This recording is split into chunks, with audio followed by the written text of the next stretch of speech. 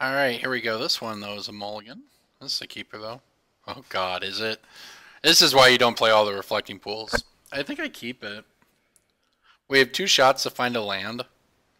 Yeah, but we actually don't have that many lands that can even cast these because the Pillar of the Peruns is out. I'm going to try it. I don't really want to go to 5. This hand is so good if we hit the land, right? If we hit the land, we in our yeah. I'm gonna try it. We're on the I believe we're on the draw. So hey, look, never didn't have it.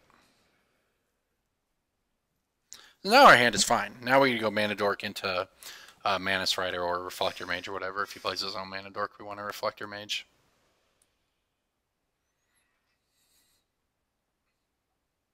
I don't know the odds there. I mean, that felt like an okay risk. We have 2 shots at it.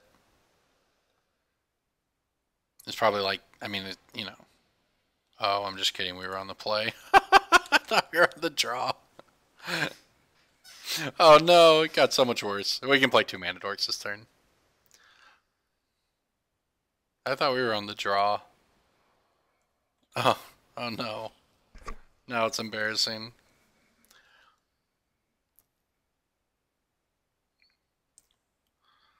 Live and learn to figure out whether you're on the play or draw. That's what you live and learn.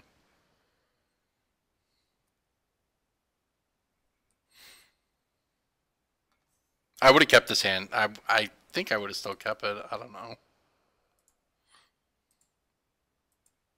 The upside on the hand was very, very high.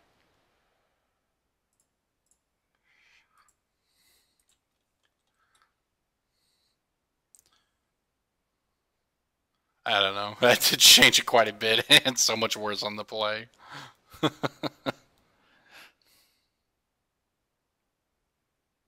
Maybe he'll play a creature we can Reflector Mage, even though he knows we have Reflector Mage. I mean, that said, was going to 5. Ooh. Was going to 5 going to change anything there? Like, I don't, you know.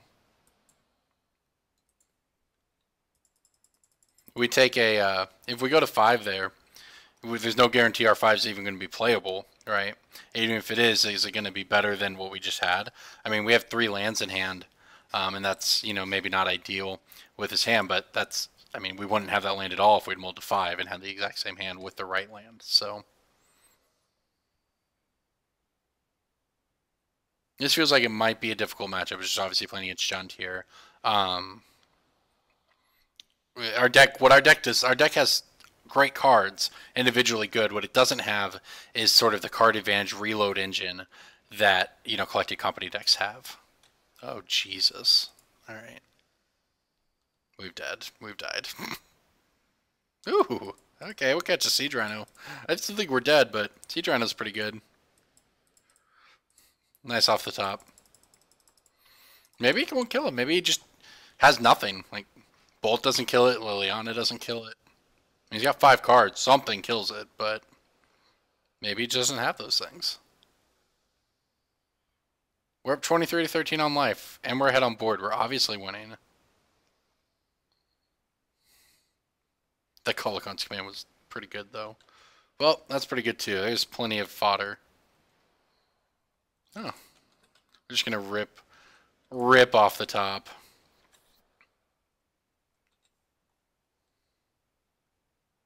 I'm just going to hold on to this. I'm going to let him eat stuff here, and I'm going to hope that he chooses next turn, you know. Oh, what is? Yeah, he's gonna eat my Mass Riders. I want him to, you know, try to block with it next turn, whatever. When it's it's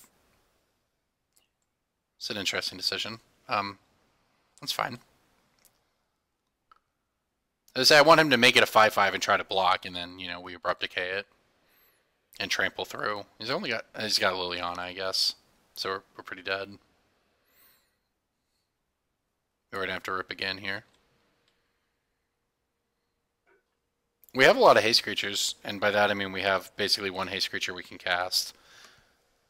2 copies of it even, because Manus Rider, we can't even cast, can't cast Lightning Angel.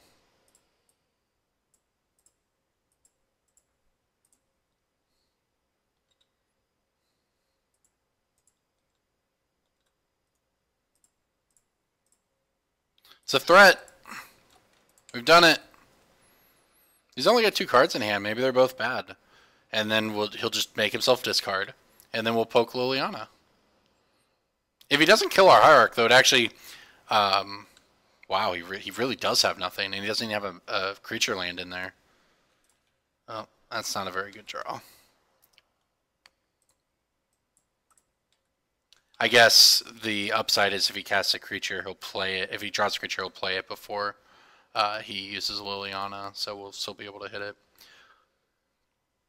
I mean, we could conceivably win this game, right?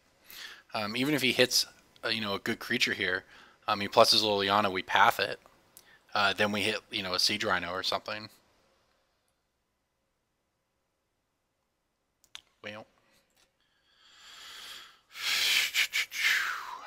Well, we're not going to have this path anyway, so we may as well path our own guy. Getting the force is important. It means we can cast all the... we can cast anything in our deck now. So again, this is fine. I mean, we're obviously incredibly far behind, but we have good draws here now. Well, that's one of them. Kind of. I mean, I would prefer to Manus Rider or Lightning Angel to kill Liliana, but... our opponent just still has nothing. Oh, and it stopped in his upkeep. I was like, didn't know if I'd miss him playing a land. We've drawn very well to still be in this game. You've been so sick if we'd hit, Lightning Angel or Manus Rider or whatever right there to poke down Liliana, and all of a sudden we're just actually ahead on board. And now we'll, see if we can get him to knock off his Liliana with our Abrupt Decay. And hope that he continues to draw blanks somehow. I mean, we're still probably dead. We basically miss on one draw step here. We're going to die. But as it stands, we're both, basically, if you assume our Abrupt Decay trades for his Liliana, we're both top decking. Only he gets first shot at a top deck right now. So we'll see. Wow, that's essentially a nothing.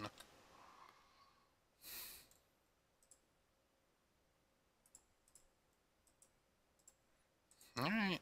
Wow. So now we're ahead in the top deck war, and we're behind again. This has been a crazy game. His draws have got to be better than ours. All right, so I'm sure he got a removal spell. We have a Birds of Paradise.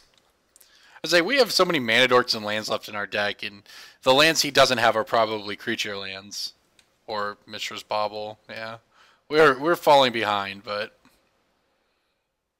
we have a couple draws to try to draw good stuff. He knows what's in our hand now, and we've hit the lands, so I have mana sources 3 turns in a row, and he now has 2 cards, so we've got to be dead. Yep, that's a good one. Yep. 4 mana sources in a row. Let's go ahead and send a message, though. Alright, at least he knows what's up now. Yeah, so we're certainly dead, but... I mean, I say that. He's at 6 life, and we have 20 life. Maybe we just rip Lightning Angel into Lightning Angel and just 6 him. He has nothing but sorcery removal. Let's see what he puts in his graveyard here. A land, and... it's hard to see how that worked. It's not going to tell me. Look at that, now we get to attack. Now we're sending a message for real. This game's incredibly over, but not over. The message already been sent. We don't need to continue to send it. No one likes spam.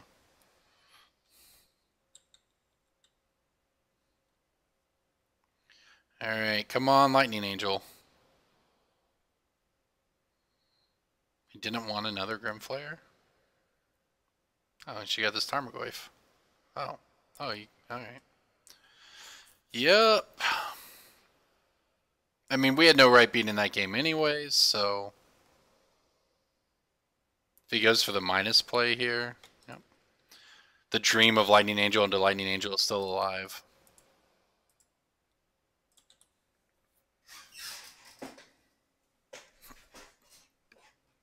I think the dream is dead. The dream seems pretty dead.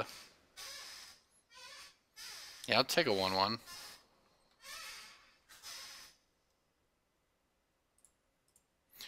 Do we do this? This is actually sort of interesting, right? The problem is if we don't do it, we're just dead next turn. If he were to just minus his Liliana next turn. So yeah. Well, we drew incredibly well to even be in this game, given the way it started, and we actually had some live draws there.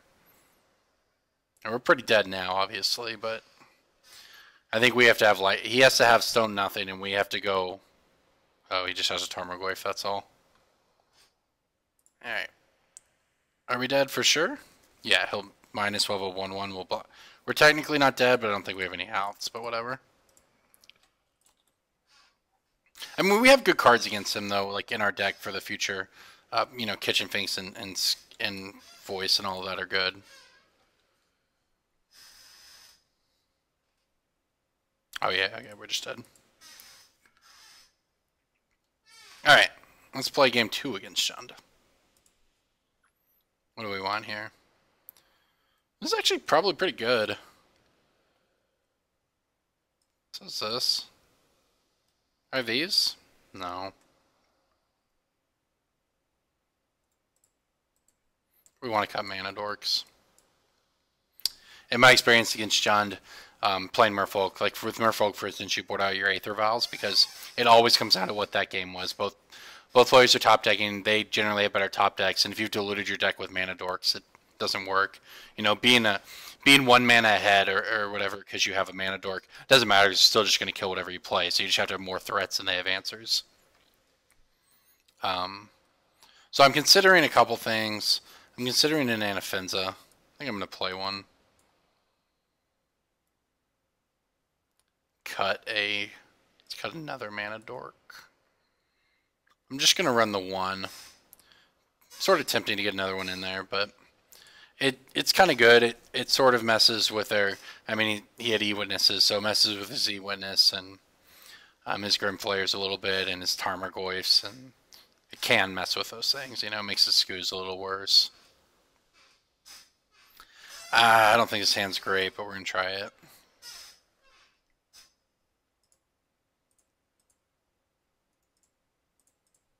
Let's see what we can do. I mean, Voice is good against them. Tideholder, like, he's just going to kill our Tideholder, I'm sure. He's going to take our Tideholder, actually. Actually, he's going to take Voice. Oh, never mind. If you already take Voice there.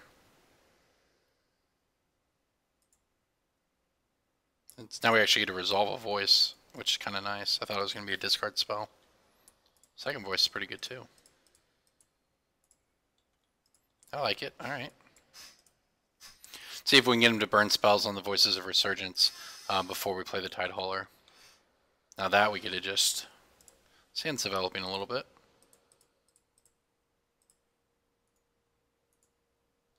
Reflector Mage it. It's not bad. Excuse me. It's 2 damage. We get in, and he can't recast it this turn. His Liliana's not even good. Grim Flayer is pretty good, though.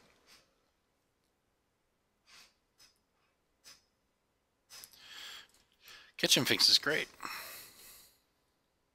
So I think I'm going to get in with just this. Maybe I get in with just this. No. I mean, I think he's actually probably going to be able to hit Delirium. So I kind of want 2 blocks, which means I want those 2 blocks to be Kitchen Finks and Voice. Or it could be double Voice, but that's not mana efficient. So I'll just get in with this. Now we get punished a little if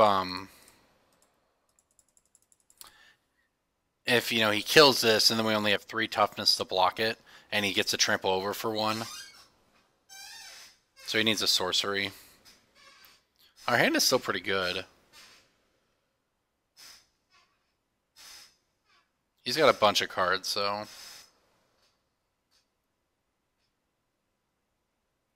The Goyf has returned, so Attacks are off the table for the moment, but we're developing a board that's not easy for him to deal with. Okay, it's a lot of Grimflayer. This is like one of the few bad draws on it. We can't cast this.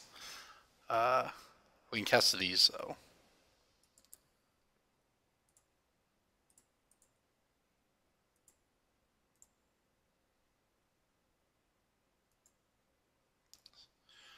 Ooh. Well, we have to take the bolt, but that outpost siege is going to be good. Do we have to take the bolt? So the thing is, if we don't take bolt, he bolts Scholar and gets the siege back, and he can even cast it. But then he's not bolting one of our other cards. Whereas if we take the bolt, he just plays the siege anyways, but then we have a Scholar. But we can't even attack. Actually, we can attack with our voice and get a token when he kills it. And then we even get to play another. I think I'm going to take the lightning bolt, or the outpost siege, because it forces him to burn his bolt on our Scholar to get his siege back, because we're not stopping the siege regardless.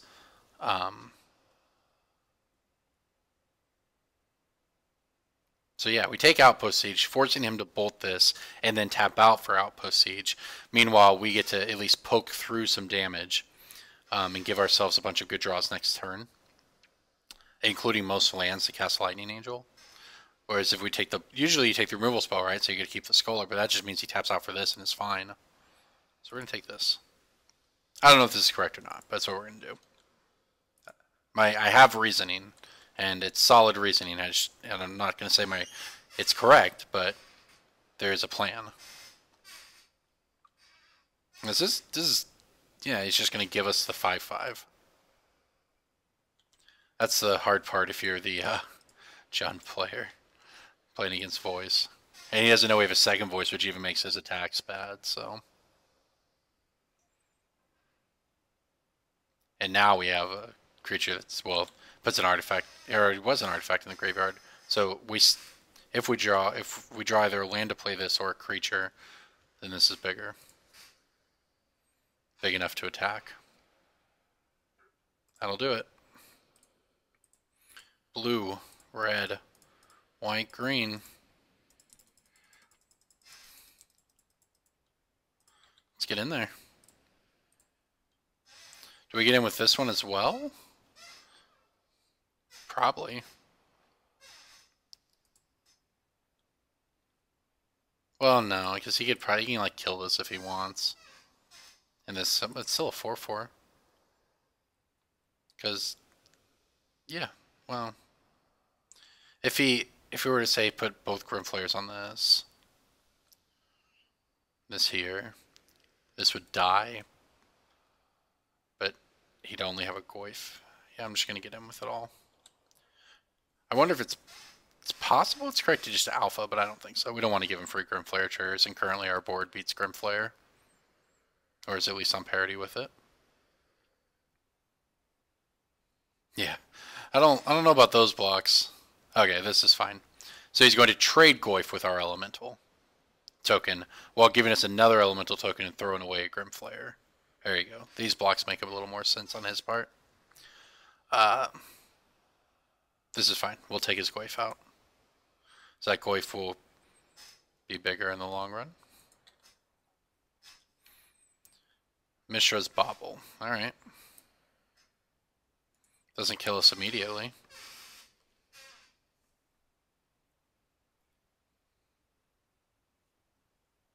Alright, so he's got the 4/4s.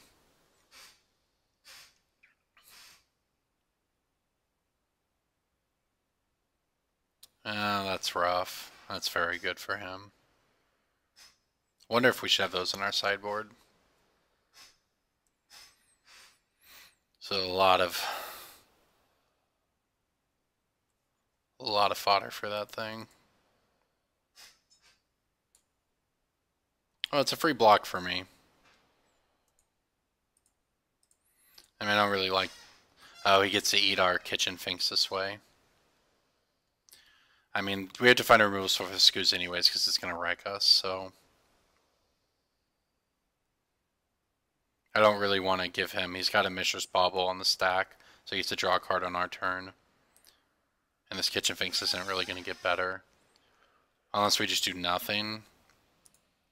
If we block nothing, and then on our turn we swing in with everything, and he can eat.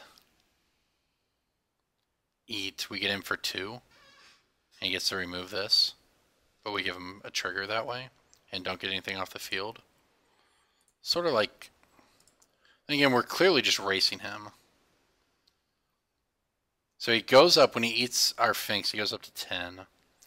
We'd get in for 5, put him at 5. He then gets to gain a bunch more life on the next turn.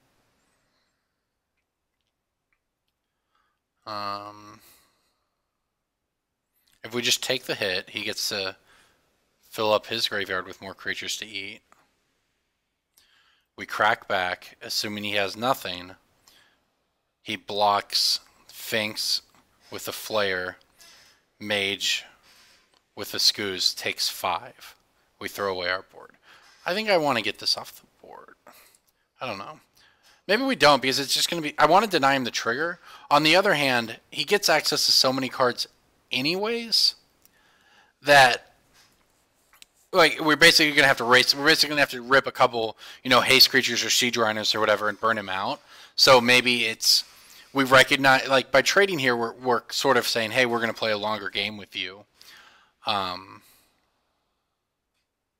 And by, you know, not doing that, then we get to try to, we maximize our damage on him and get to try to, you know, steal the game, more or less. That said, all this is depending on him not bolting, you know, our Reflector Mage or whatever when we attack. And considering he's getting a Grim Flare trigger plus a Bauble. But if he were bolting, he can't eat. I'm going to take the hit. As a, you know, it's all predicated on him not just having a removal spell for one of our guys, we get through no damage.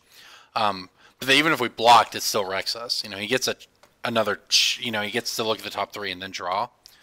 So, you know, he's more likely to have it. But if he bolts us, then he's not eating our Kitchen Finks with the Scoos. He can't do both. So what we need is to, you know, just sneak as much damage in as possible and rip either haste creatures or siege rhinos.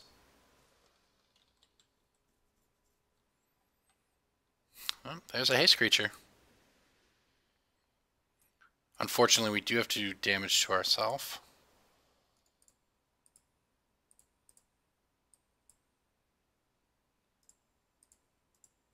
But I can accept this draw. We get in for a bunch of damage this way.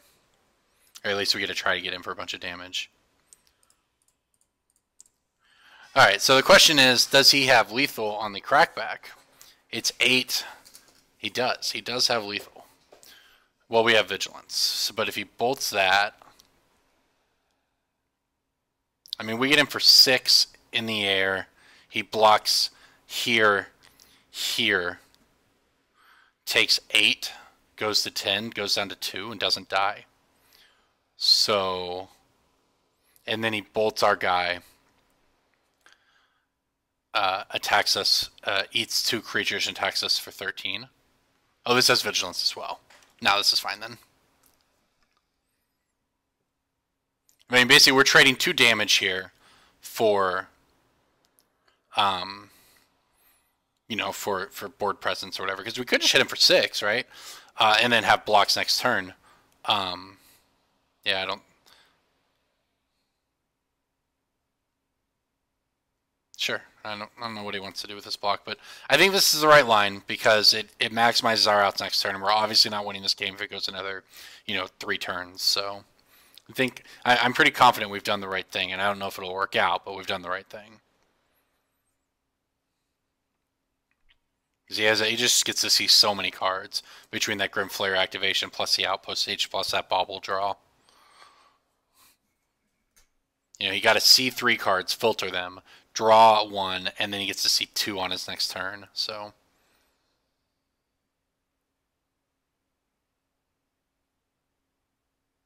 oh, okay.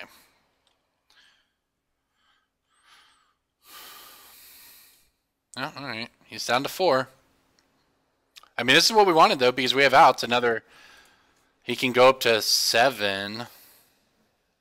Maybe we don't have outs.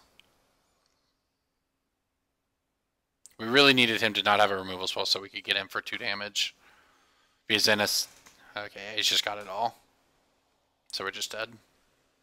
Well, we definitely made the right line because we weren't going to win if this game went longer. As it was, if he didn't have one of those removal spells there, and we got in, say we put him at 2, even if he goes up to 5 this turn and, you know, has things that affect the board, we can get in for 3, put him, you know, down to 2, and then have a Siege Rhino or another haste creature to finish him. But I think we're just dead here.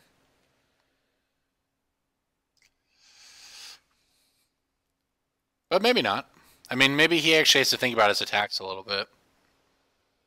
Maybe not. Can't block.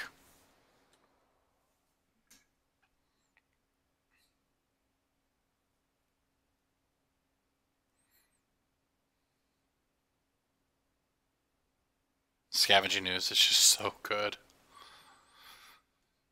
Probably certainly needs to be some in our sideboard for a match like this. Because it's obviously insane right now. Also, it turns out Grimflayer is a card. Wouldn't be good in this deck, but this card's better than I thought it would be in Modern. I knew it would be, you know, pretty solid because Delirium's easy to hit. But, you know, I did not see the filter your deck and then have your Bauble go off and draw the card on their turn. And it's very good. Is it better than Dark Confidant? I don't know. It's much grindier than Dark Confidant. Because it's not just pure card advantage. But sometimes Confidant just killed you. And it's easy enough to hit. I think that the thing that really pushes it is it's easy enough to hit Delirium on, you know, turn 2, even when you play it, right? If you go Inquisition into Fetchland, Bauble. So I guess maybe not turn 2, but turn 3 you can pretty easily. With an instant, a land, and a Bauble and an Inquisition or whatever. So then it's a 4/4, whereas Dark Confidant's always a 2/1 and will always get bolted, or Helix or whatever, and it's pretty easy to set up Flare to, you know, not have that happen. So Flare may not be a better turn 2 play, but it does seem like a better turn 4 play. Or even turn 3, but, you know, a lot of times it's better. And he's really tanking on this here, which makes me... Maybe we have a glimmer of hope. Maybe we hit another Lightning Angel or Siege Rhino and we get a swing in. If he... You know, our entire game plan is predicated on him having nothing, but... What did he reveal to Outpost Siege this game?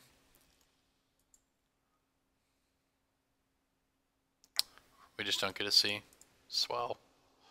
It's probably this Terminate, I suppose.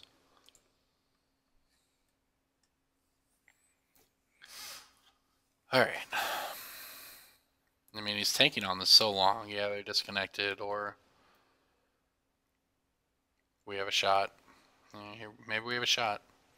He tanked so hard on that. I don't know if this means he put a Grim Flare in there, or... Alright, we're dead.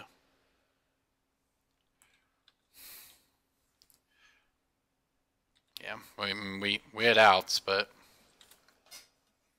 Stomping Ground. Alright, it's a start. I mean, obviously that was intentional if he set that up. We can chump block with our voice. Have a couple elemental tokens. Siege Rhino would have been the best draw right there, I think. Well, second Skew's mediocre. Reflector Mage off the top, please. Reflector Mage would be great.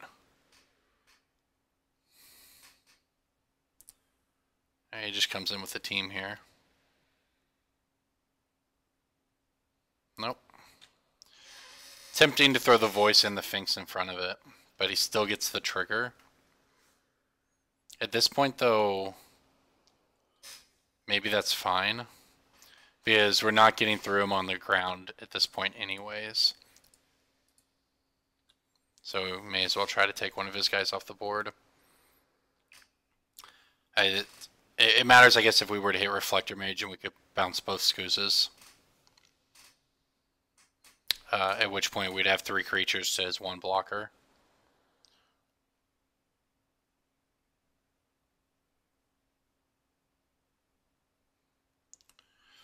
Yep. Just had a Golgari charm, huh? I see.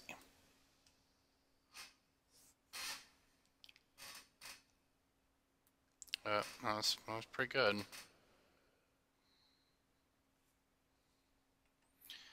I don't think Anafenza is going to be enough here.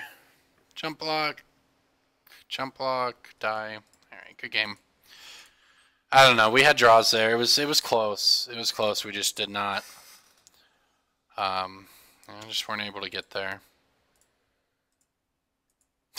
So close. So the thing is, we get a chump blocked, right? With the we could throw this in front of this. We could throw this in front of, trade with one of these guys. Take. I mean, he'd still kill us because he could make all of these. It doesn't matter. We're going to get to it. Close game.